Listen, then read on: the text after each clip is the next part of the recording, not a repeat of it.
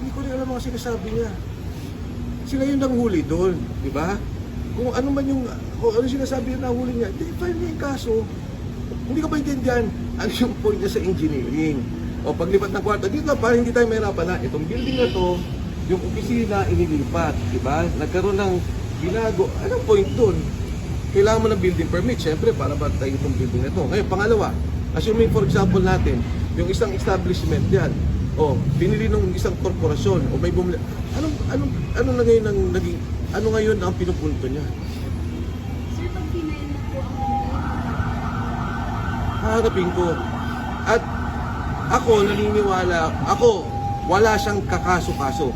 Pinakita ko na yung video ng building. Sinasabi nila, human trafficking as if isang prostitution din na tinatago mo, ginigipit yung mga tao, iniipit mo. Nakita nyo, very open yung area.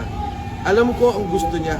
Ang gusto niya, magkaroon ako ng non-bailable na kaso para ako makulong, hindi makapagsalita.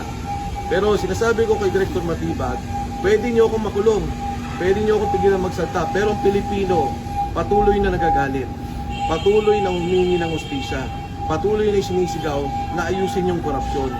Hindi ako ang problema nila. Ang problema nila ay yung hindi nila pag-address sa problema ng korupsyon sa ating bansa.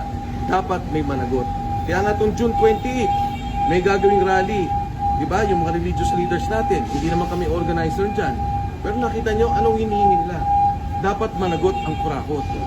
At kami, nananawagan din ako, kami sasali, personal bilang Pilipino, kasama din ako doon. At palagay ko marami din sasama doon dahil marami na talaga ang galing.